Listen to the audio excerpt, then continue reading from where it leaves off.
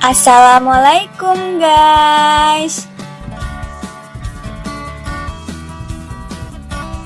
Kami dari kelompok 1 Auditing 2 Universitas Muhammadiyah Riau yang beranggotakan Dwi, Dery, Dina, dan Ranti, yang dibimbing oleh Ibu Adrianti Agustina Putri, SE, MAK, AKCA. Video ini akan membahas tentang penerapan proses audit pada siklus penjualan dan penagihan. Akun dan transaksi dalam siklus penjualan dan penagihan. Tujuan keseluruhan dari audit siklus penjualan dan penagihan mengevaluasi apakah saldo akun yang dipengaruhi oleh siklus tersebut telah disajikan secara wajar sesuai dengan standar akuntansi. 5 kelas transaksi dalam siklus penjualan dan penagihan.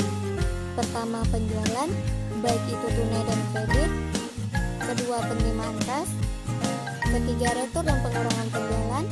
Keempat, penagihan piutang tak tertagih. Kelima, estimasi beban piutang. 8 fungsi bisnis untuk siklus penjualan dan penagihan.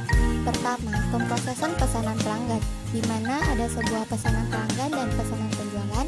Kedua, pemberian kredit. Dan yang ketiga, pengiriman barang, berupa dokumen pengiriman dan barang yang dikirim perusahaan. 4. Penagihan pelanggan dan pencatatan penjualan, di mana aspek penting dalam penagihan itu berupa semua pengiriman telah ditagih dan tidak ada pengiriman yang ditagih lebih dari 1 kali. Yang kelima, pemrosesan dan pencatatan penerimaan. Yang keenam, pemrosesan dan pencatatan rent. Yang ketujuh, penghapusan piutang tak tertagih. Dan yang terakhir, penyediaan piutang tak tertagih.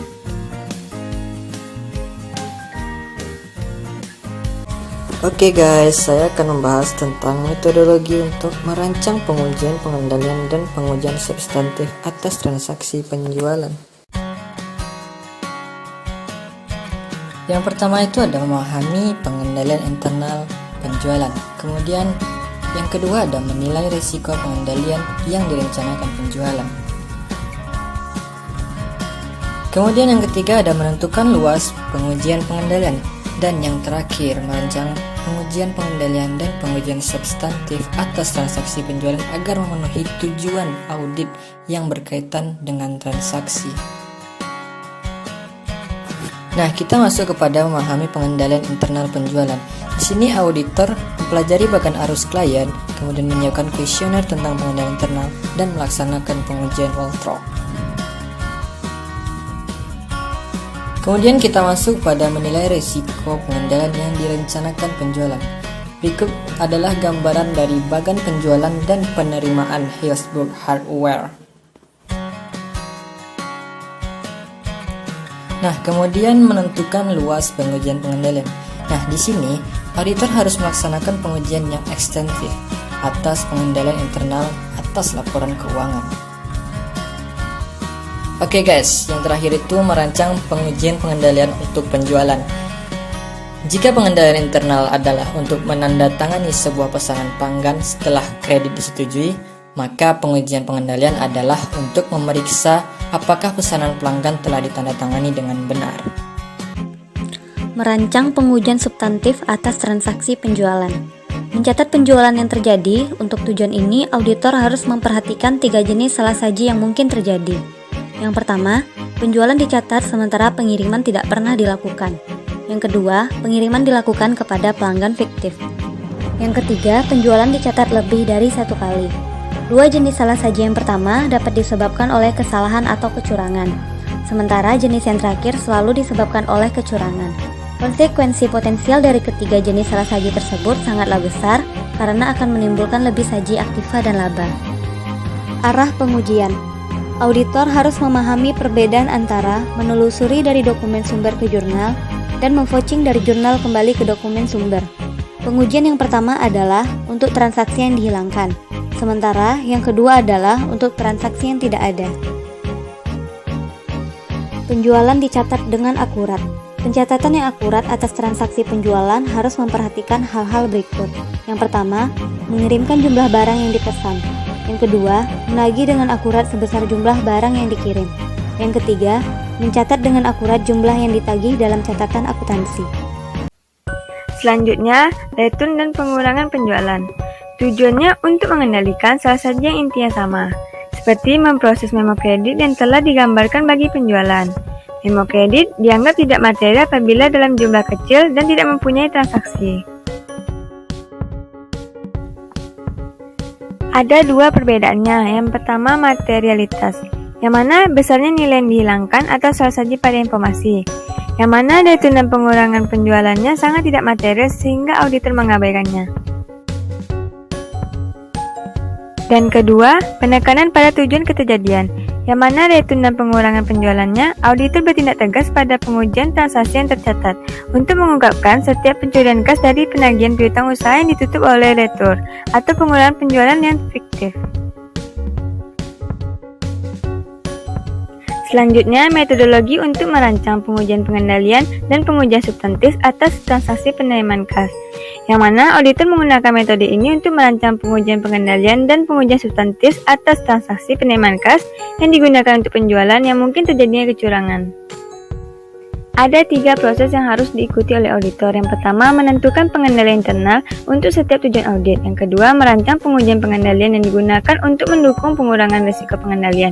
Yang ketiga, merancang pengujian substantif atas transaksi untuk menguji moneter bagi setiap tujuannya.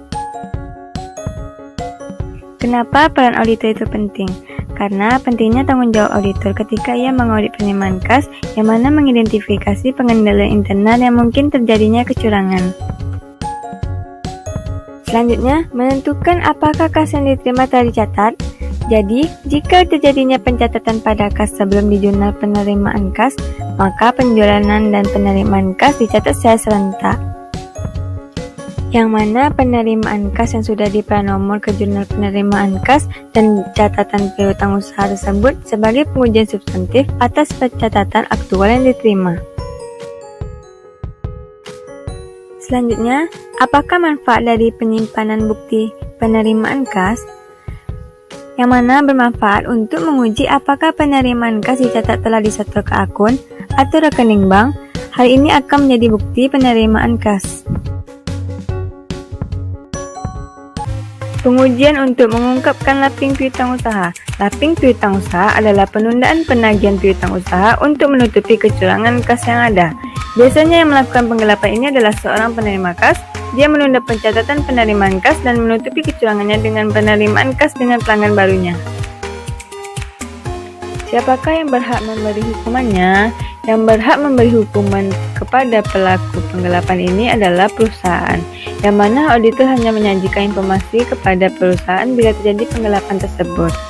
Selanjutnya, pengujian audit untuk menghapus piutang tak tertagih. Untuk menghindari terjadinya kecurangan ini, otoritas penghapusan piutang diberikan oleh tingkat manajemen, yang mana auditor hanya memeriksa persetujuan oleh orang yang tepat, dan biasanya auditor juga harus memeriksa korespondensi dalam file klien yang menyatakan tidak tertagihnya. Selanjutnya, pengendalian internal tambahan atas saldo akun dan penyajian serta pengungkapan.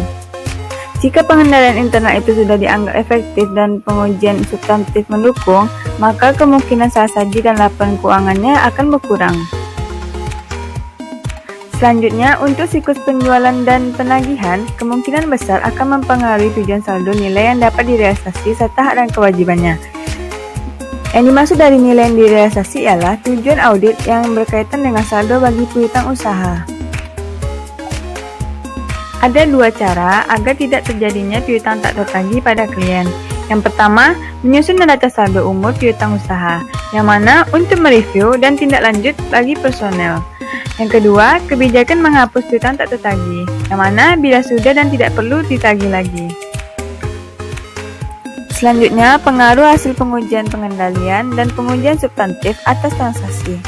Pengaruh yang paling signifikan ialah terhadap konfirmasi piutang usaha, yaitu jenis konfirmasi, ukuran sampel, penetapan waktu pengujian, beban piutang tak tertagih, dan penyisihan untuk piutang-piutang tak tertagih.